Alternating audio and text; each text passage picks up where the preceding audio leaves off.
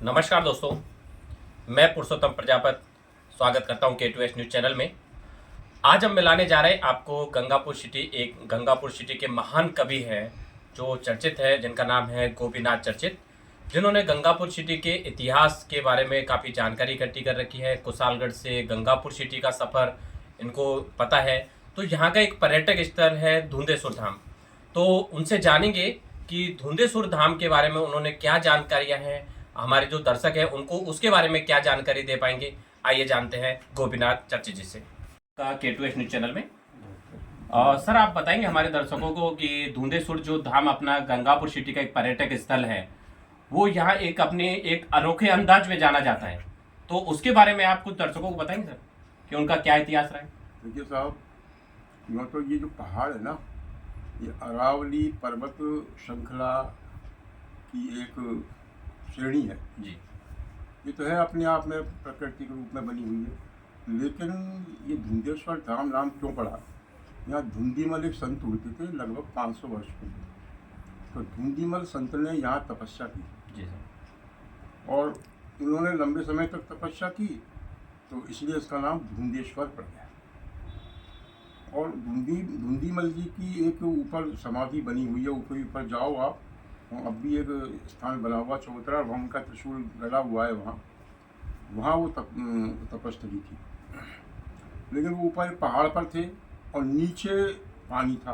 पानी पहले ये जो खेतों में थे, कुएँ वगैरह नले थे, ऊपर पानी नहीं था। उनको पानी नीचे से लेकर ऊपर जाने में बड़ी दिक्कत आती है। तो उनको एक दिन बड़ा गुस्सा आया। गुस्से में उन्होंने त्रिशूल को फेंक के मारा और जिस जगह वो त्रिशूल गड़ा वहाँ गुप्त गंगा निकली। जहाँ गुप्त गंगा आज बनी हुई है, वो गुप्त गंगा उनके त्रिशूल मारने के स्थान पर ही बनी हुई है। और वहाँ मीठा पानी की अजस्र धारा निकली, जो तब से लेकर आज तक वो अजस्र धारा कभी खंडित नहीं, टूटी नहीं है। आज भी उसमें बराबर पानी निकलता है। तो ये धुंधीमल नाम तो इसका इसलिए पड़ा। बाद में ये चूँकि अपना जो गंगापुर का पूरा क्षेत्र धुंधेश्वर, ये करौली की लास्ट सीमा, करौली रियासत की आगे सपोर्टा लग जाता। तो जयपुर के राजा माधो सिंह जी वो यहाँ शिकार खेलने आए थे।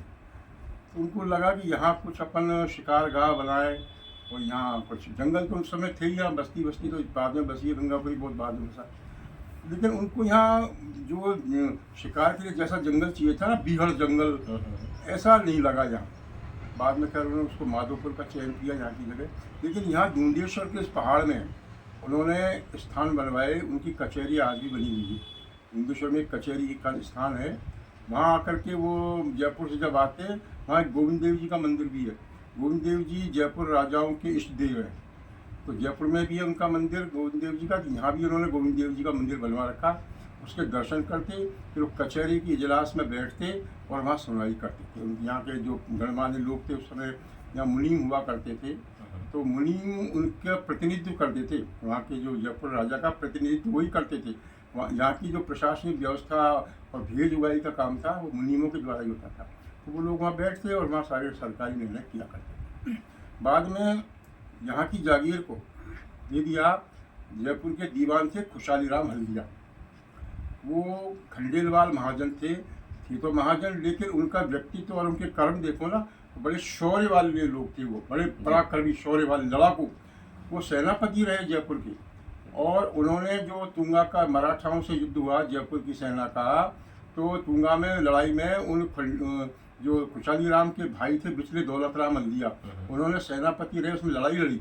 खुशहाली राम जी भी उतने योद्धा थे। उनको खुश होकर वहाँ दीवान थे, उनको यहाँ की जागीर उन्होंने दी इस जगह की।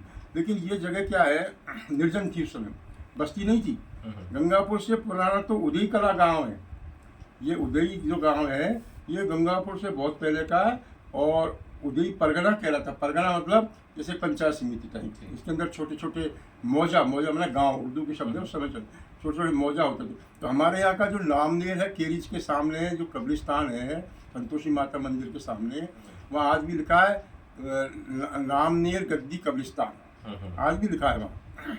तो ये नामनेर का इलाका कहलाता है। केवल केरिच के सामने जो सिंधी कॉलोनी अब बन गई है, उसमें गद्दियों के 10-12 घर थे, बस इतनी बस्ती थी यहाँ पहले। और उनका संचालन उदय से होता था जी। और जब खुशहाली राम हल्दिया को यहाँ की जागीर दे दी तो उन्होंने गंगापुर को बसाया, लेकिन उस समय गंगापुर नाम नहीं था, खुशहालगढ़ नाम रखा उन्होंने अपने नाम पर। और धुंधेश्वर जो स्थान है, खुशहाली राम हल्दिया वंश था, इनकी इष्ट देवी थी गंगा मैया। तो उन्होंने गंगा मंदिर बनवाया अपना, जो नहर, ये जो वाटर वर्क्स की टंकी है ना, ट्रक यूनियन, ये ऊंचा गढ़ बनाया, आज भी ऊंचाई है उस टंकी वहाँ इसीलिए बनी, वो ऊंचाई पे था। तो वहाँ उन्होंने अपना महल बनाया और गढ़ के नीचे गंगा मंदिर है, आप देखो घास मंडी की तरफ ऊंची सीढ़ियाँ, वहाँ गंगा मंदिर, पीछे से गढ़ से एक दरवाजा आता है गंगा मंदिर में, वहाँ से वो दर्शन करते, बाहर की सीढ़ियों से आम जनता जाती थी। उन्होंने यहाँ महल बनवाया और धुंधेश्वर में उन्होंने कुंड बनवाया।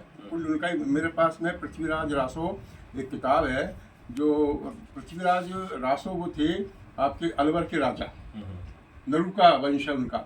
तो ये जो हल्दिया वंश है वहाँ भी दीवान रहे, इनका बहुत बड़ा कुटुंब था, और ये आगरा लखनऊ तक दीवान रहे थे, इतना बड़ा वंश है इनका, अलवर में भी रहे। तो वहाँ पृथ्वीराज जो राजा थे उनका, उन पर किताब पृथ्वीराज रासो, उसमें उल्लेख मिलता है कि हल्दिया, खुशहाली राम हल्दिया ने धुंधेश्वर में कुंड और जो ये एकादश रुद्र है, वो द्वादश ज्योतिर्लिंग नहीं है, जिनमें से गंगा का पानी निकलता है, गंगा गिरती है इनमें से, गौमुखी में से, और वो ज्योतिर्लिंग पर 11 ज्योतिर्लिंग पर गिरती है, वो उन्होंने वहाँ पर बनवाए। कचहरी वहाँ पहले की थी। तो ये धुंधेश्वर का आज वो रमणीक स्थान बन गया है, और उसमें काफ़ी अब तो राजनीतिक कारणों से कई नेताओं ने, हमारे रमान सिंह जी ने उसमें पैसा भी लगाया, करोड़ों रुपया, उसका विकास किया। जैसा कि आपने कहा कि गंगापुर सिटी का जो प्राचीन नाम था वो कुशालगढ़ था, तो आप दर्शकों को बताएंगे कि ये गंगापुर सिटी नाम किसके आधार पर रखा गया गंगापुर का? देखिए, पहले तो मैं ये संशोधन कर दूं, गंगापुर में ये भ्रम चल रहा है, ये कुशालगढ़ है, ये कुशालगढ़ नहीं है, ये KHU खुशालगढ़ है, खैगरगोश वाला।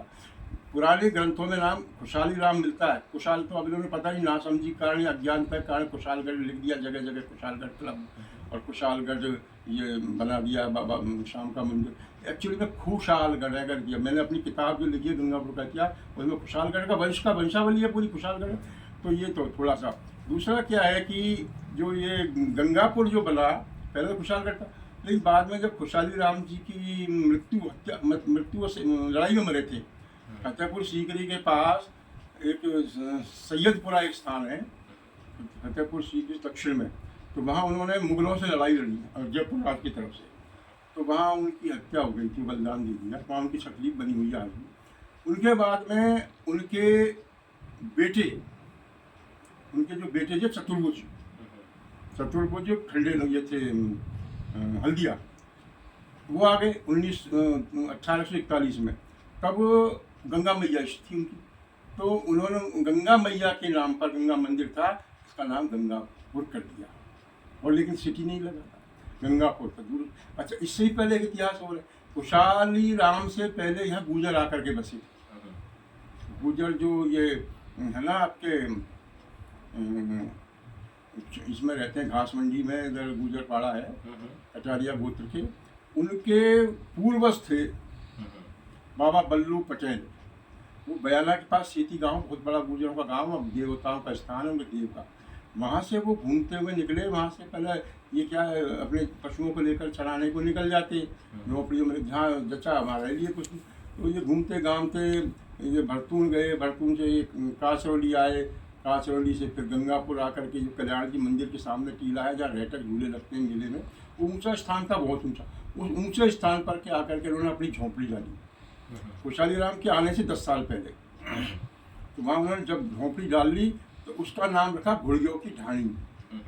गंगापुर का पहला नाम तो है घुड़गियों की ढाणी, और घुड़गियों की ढाणी से फिर वहाँ उनके कई झोंपड़े, 40-50 झोंपड़े, उनका वंश बढ़ गया, वो घुड़गो गांव कहलाने लग गया। घुड़गो गांव के बाद में खुशहाली राम ने खुशालगढ़ कर दिया। उसके बाद में गंगा मंदिर के नाम पर गंगा, पास में रेल आई, तो रेल का कुछ, रेलवे का ऐसा कोई नियम है, मैंने पता किया था। तो जहाँ एक नाम के कई शहर होते हैं तो वहाँ कुछ थोड़ा बहुत उन्हें बदलाव पहचान के लिए कर देते हैं। मान लो किसी ने कहा गंगापुर की टिकट विंडो पर गंगापुर का टिकट दे रहा है, तो गंगापुर कौन सा, भीलवाड़ा में भी है, यहाँ भी है, तो वो यहाँ सिटी लगा दिया। ये इसलिए सिटी लगा दिया कि यह पहचान ले, गंगापुर सिटी, गंगापुर अलग अलग। अच्छा, जबकि ये उस समय 1905 में सिटी जैसा तो था ही नहीं, ये तो बिल्कुल छोटा सा गाँवड़ा जैसा था, छान झोंपड़े थे। मुश्किल से 1905 का मुझे जो गजेटियर है, सवाई माधोपुर गजेटियर राजस्थान सरकार का, उसमें मिलता 1905 में यहाँ की आबादी 5100 थी। गंगापुर की आबादी उस समय कुशालगढ़ की आबादी 5100 आबादी। जिले में सर्वश्रेष्ठ परिणाम देने वाली प्रज्ञा एकेडमी आदर्श नगर के सामने कॉलेज रोड गंगापुर सिटी में स्थित है, जिसमें हर वर्ष विद्यार्थी अच्छे अंकों प्राप्त करके IIT, नीट जैसी परीक्षाओं में सेलेक्ट होकर एकेडमी सहित शहर का नाम रोशन कर रहे हैं। सबसे अच्छी बात तो ये है कि बालिका शिक्षा को बढ़ावा देने के लिए प्रज्ञा एकेडमी हर वर्ष 50% की छूट दे रही है। प्रज्ञा एकेडमी में एडमिशन ओपन है। अपने बच्चों के उज्जवल भविष्य के लिए आज ही संपर्क करें प्रज्ञा एकेडमी गंगापुर सिटी। प्रवेश प्रारंभ। ताजा खबरों से अपडेट रहने के लिए हमारे चैनल को सब्सक्राइब करें और बेल आइकॉन को दबाएं।